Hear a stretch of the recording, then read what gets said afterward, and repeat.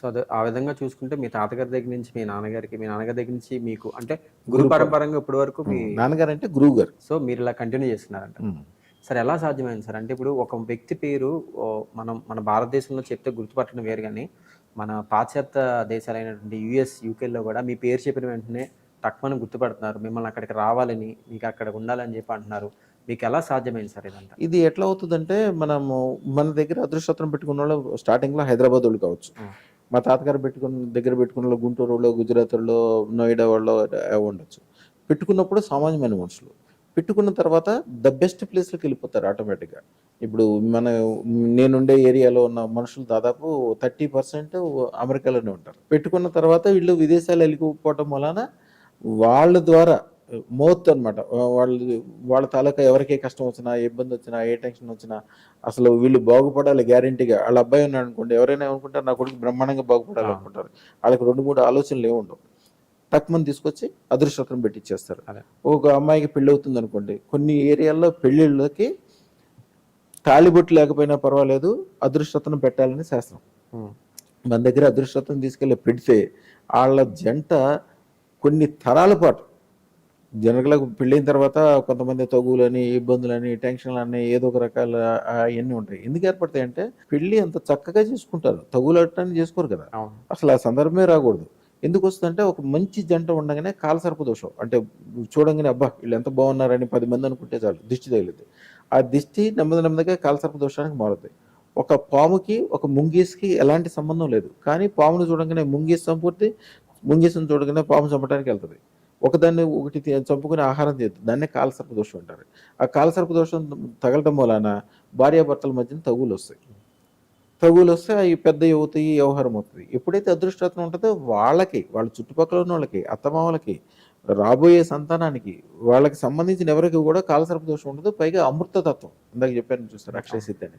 ఆళ్ళందరికీ కూడా గొప్పోళ్ళవ్వాలి, మనం గొప్పోళ్ళవ్వాలి, అందరితోటి దండం పెట్టించుకోవాలి, మంచిగుండాలి, గొప్పగుండాలి. ఇయ్యే ఆలోచనలు ఉంటాయి. ఇలాంటి వ్యవహారం ఉంటది గానీ, కాలసర్ప దోషం లేకపోవటం వలన వివాహాలు కంపల్సరీ వివాహాల్లో కొన్ని ఏరియాల్లో మన దగ్గర అదృష్టరత్నం ఒకవేళ ఇవ్వటం ఎప్పుడైనా ఇదివరకు రోజుల్లో ఆలస్యం కూడా అయ్యేది.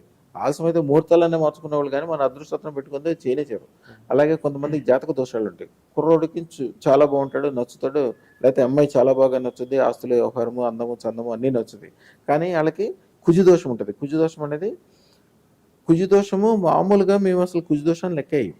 8లో కుజుడు ఉంటే మాత్రం అది కంపల్సరీ లెక్కేయాలి. 7లో కుజుడున్నా ఏం కాదు, మా అయితే తన్నుకుంటారు, పోట్లాడుకుంటారు, ఏం కాదు. 8లో కుజుడుంటే ప్రాణానికే ప్రమాదము.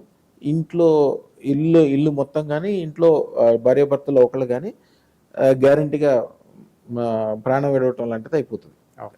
అది నిరూపణ అనమాట.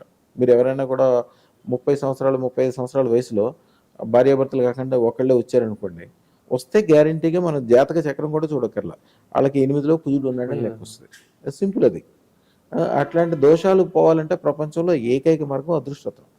కొన్ని రకాలైన కాలసర్ప దోషాలు ఉంటాయి, దారా దోషాలు ఉంటాయి, పితృదోషాలు ఉంటాయి, చేతబడులు ఉంటాయి. కొంతమంది తెలిసి తెలవక రోడ్డు మీద ఎవరైనా ఎర్రనీళ్ళు వారబోసినా కూడా పట్టించుకోకుండా పోతారు. కొంతమందికి కుజుడు సరిగ్గా లేకపోయినా, కొంతమంది కేతువు సరిగ్గా లేకపోయినా ఎర్రనీళ్ళు వారబోసిన వాళ్ళు 6 నెలల తర్వాత అక్కడికి వెళ్తే కూడా వాళ్ళకు కూడా అంటుకుపోద్ది. ఒక్కసారి కాలసర్ప దోషం అంటుకుపోయిందా, అంటితే అదేంటంటే ఒక షుగర్ జబ్బు లాంటిది. మీరు ఏం చేసినా కూడా ఈవేళ మందు బళ్ళు వేసుకుంటే వాళ్ళు రేపు కూడా వేసుకోవాల్సిందే. అంతేగాని ఈవేళ 4 మందు బళ్ళు వేసుకున్నాను అంటే కుదరదు.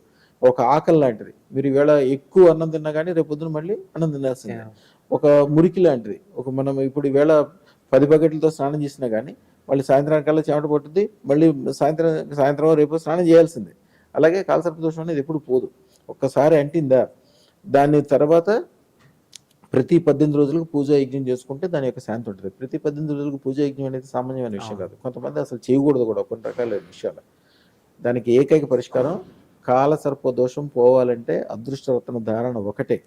ఆ క్షణంలో అప్పుడుకప్పుడే, ఇంకా ఎప్పుడో దాకా ఉండదు అది. ఆ క్షణానికి అప్పుడుకప్పుడే ఆ దోషం అంతా పోతుంది.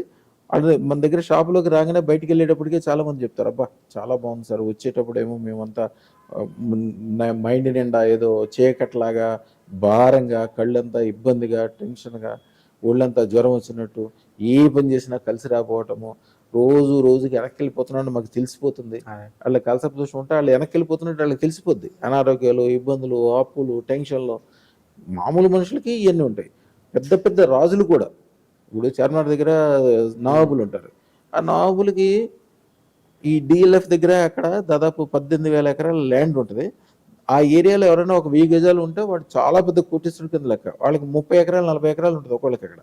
కానీ వాళ్ళు చివరికి కాలసర్ప దోషం తగ్గడం వలన చిన్న మందు బాటిల్కో, బిర్యానీకో, ఏ పని చేయడానికి కూడా రెడీ అయిపోతారు. ఆ కాలసర్ప దోషం మనిషి ఏం చేస్తాడో వాళ్ళు ఏం చేస్తారో వాళ్ళకే తెలియదు. ఎంత చెడు ప్రభావానికి వెళ్ళిపోతాడు అనమాట. దానికి అదృష్టం ఉన్న చోట కాలసర్ప దోషం వాళ్ళకి ఉండదు, రాబోయే తరాలకు ఉండదు.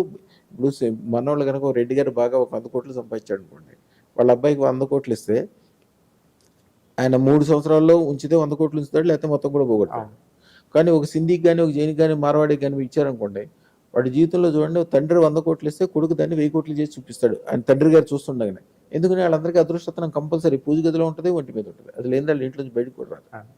దాని మూలాన ఇప్పుడు కాలసర్ప దోషం ఉండదు కాబట్టి పెరుగుతూనే ఉంటారు మనుషులు. కాలసర్ప దోషం ఏర్పడడానికి అనేక రకాల కారణాలు ఉంటాయి. ఒక మనిషికి 100 కోట్ల రూపాయలు మనిషి ఉన్నాడు అనుకోండి, వాడికి తాగుడికి అలవాటు పడితే సరే ఎంత తాగుతాడు? ఎంతన్నా తాగినివ్వండి, ఎంత తాగినా కూడా సంవత్సరానికి ఒక మహా అయితే 5 లక్షలు, 10 లక్షలు, 20 లక్షలు అవుతుంది. 100 కోట్లు కరగాలంటే ఎంత టైం పట్టుద్ది?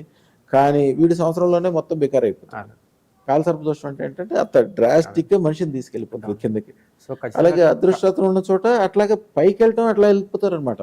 అంతే చిన్న మనుషులు ఎంత గొప్ప వాళ్ళు ఎట్లా అయ్యారంటే అయిపోతారు అంతే.